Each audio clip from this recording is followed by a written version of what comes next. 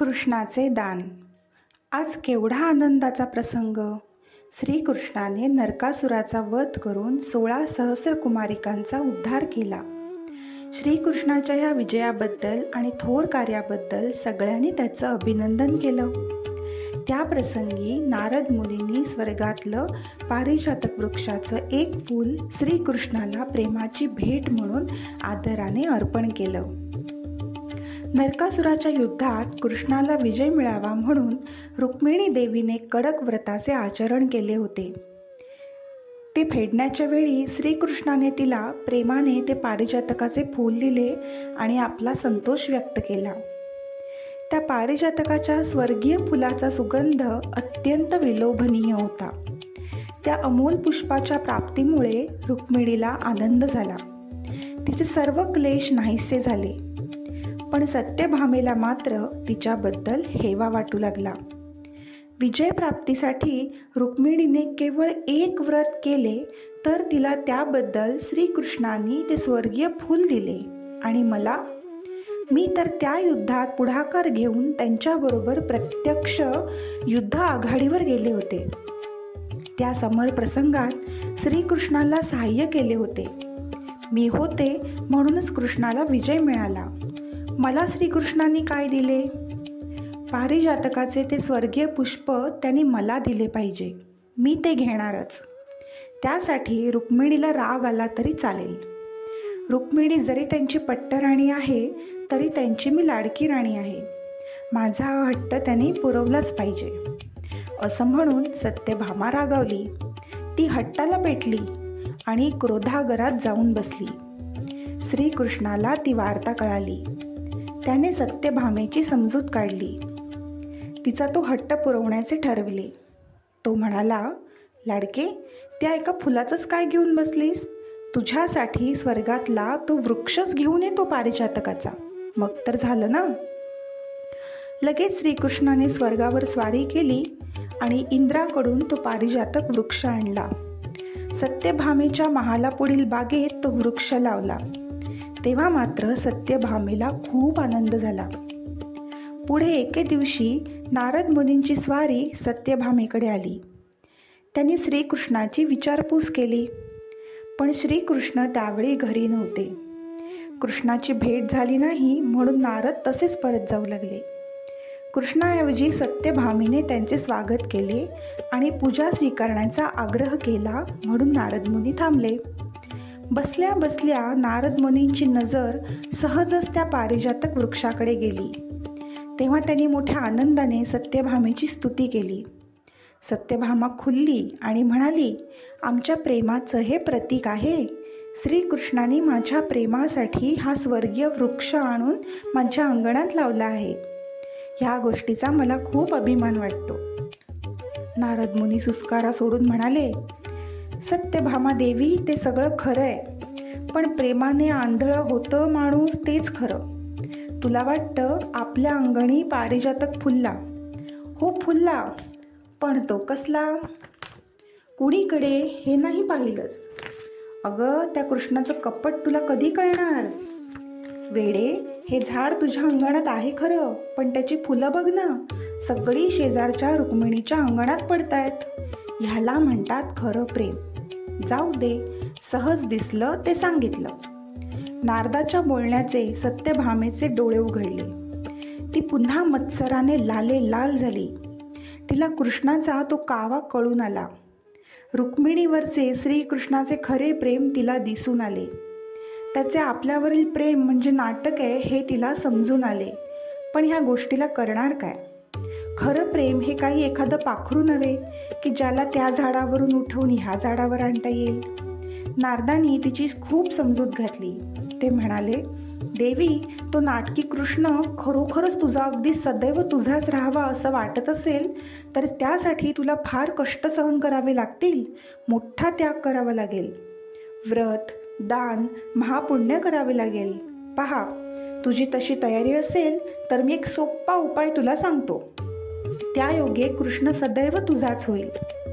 सत्यभामा त्या व्रताला, त्यागाला, कष्टाला पटकन तयार झाली.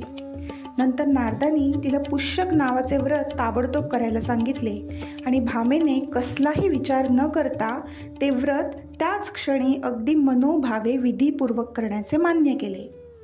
महर्षी नारदांनी श्रीकृष्णाला तेथे बोलावून आणले आणि या व्रताची माहिती दिली. तेव्हा श्रीकृष्णाला सत्यभामेचे कौतुक वाटले. तो म्हणाला, ठीक आहे, माझ्या लाडक्या राणीच्या ह्या व्रताला आणि दानाला मी आनंदाने संमती देत आहे. चला, होऊन जाऊ द्या. नंतर सत्यभामेने श्रीकृष्णाला तिलक लावून पारिजातक वृक्षाजवळ उभे केले. त्याला सुताचे 7 वेढे दिले आणि मनात संकल्प केला, आज ह्या पुण्यार्क योगावर माझे पती श्रीकृष्ण ह्यांचे दान मी महर्षी नारद यांना दिले आहे. नारदांनी हे दान स्वीकारावे आणि जन्मोजन्मी मलाच एकटीला श्रीकृष्ण पती म्हणून द्यावेत. असं म्हणून सत्यभामेने त्या दानाचे उदक नारदांच्या हातावर सोडले. तथास्तु असं म्हणून नारद हसू लागले. त्यांनी श्रीकृष्णाला त्या स्नेहबंधनातून सोडवले आणि त्यांच्या हाती तंबोरा देऊन स्वर्गलोकात चढण्याची आज्ञा केली. श्रीकृष्ण नारदाचे सेवक बनले. सत्यभामेनं श्रीकृष्णाचं दान केलं ही वार्ता हा म्हणता सर्वांना कळाली. जांबुवंती, लक्ष्मणा, कालिंदी वगैरे श्रीकृष्णांच्या अष्टनायिका संतापून आल्या. त्या म्हणाल्या, श्रीकृष्ण आम्हा सर्वांचे पती आहेत. त्यांचं दान देण्याचा एकट्या सत्यभामेला काय अधिकार? ते दान तिनं परत घ्यावं. सर्वजणी तिला खूप टाकून बोलल्या. बलराम दादांना ती वार्ता कळाली तेव्हा ते खूप संतापले. ते म्हणाले, नारदानेच हा कावा केला. आम्ही यादवानी देवेंद्रावर स्वारी करून पारिजातक आणला, त्याचा सूड त्याने नारदाकरवी असा घेतला. आमचा कृष्णच त्याने पळवला. सत्यभामाला फसवले.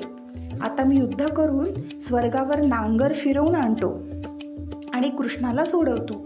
आता मात्र सत्यभामेला पश्चाताप झाला. नारदाने गोड बोलून श्रीकृष्णाचं दान घेतलं आणि त्यांना चक्क आपल्याबरोबर स्वर्गामध्ये नेलं. आम्हा सर्व जणींना श्रीकृष्णाचं दर्शनही होणार नाही. छे छे, काय केलं हे मी? अविचाराने माझा मीच घात केला. मला काहीतरी तडजोड केलीच पाहिजे.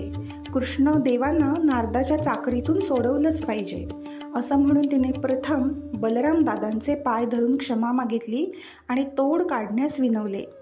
दादाने स्वर्गात निरोप पाठवला, आमचा कृष्ण आम्हाला ताबडतोब बिनशर्त परत करा, नाहीतर यादवांशी युद्ध करायला तयार व्हा. लगेच नारद मुनी कृष्णाला घेऊन दादांकडे आले. ते म्हणाले, कृष्ण हा मला दान मिळालेली वस्तू आहे. दिलेलं दान परत घेत असाल तर घ्या, त्याला युद्ध कशाला? शेवटी सत्यभामेने विनंती केली. ती म्हणाली, मी दान देण्याचं कबूल केलं, पण दानासाठी म्हणून तुम्ही सुवर्ण, गज, रत्न वगैरे अशा वस्तू घ्याव्यात. माझा कृष्ण मला परत द्या. मी कृष्णाच्या भारंभार सुवर्ण दान करते.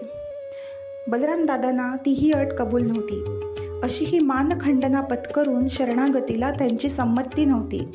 पण सत्यभामा फारच काकुळतीला आली. तिने नारदांची याचना केली. दादांना समजावले. तेव्हा त्यांचा राग शांत झाला. तडजोड मान्य झाली. एक मोठा तराजू आणला गेला. त्याच्या एका पारड्यात श्रीकृष्णाला बसवले. दुसऱ्या पारड्यात सत्यभामेने माहेरून आणलेले सर्व सोने घातले. खूप सोने टाकले. द्वारकेतले सगळे सोने झाडून आणले. तरीही श्रीकृष्णाचे पारडे जडच राहिले. श्रीकृष्णाची तर सुवर्ण तुलाच होईना.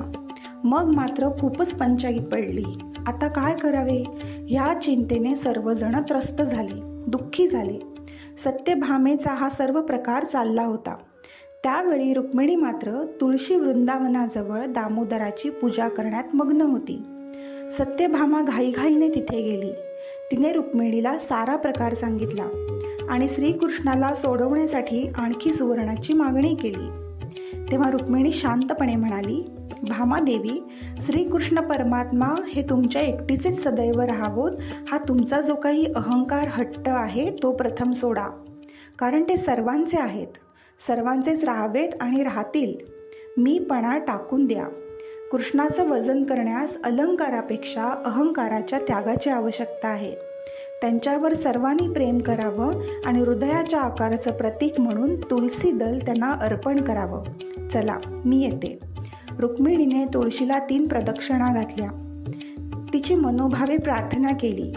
तुळशीचे पान तोडून हाती घेतले आणि ती त्या सुवर्ण तुलेजवळ आली. तिने नारदांना नमस्कार केला, बलरामदादांना नमस्कार केला आणि श्रीकृष्णांना नमस्कार करून तुळशीचे ते पान दुसऱ्या पारड्यात ठेवले. तोच काय चमत्कार झाला.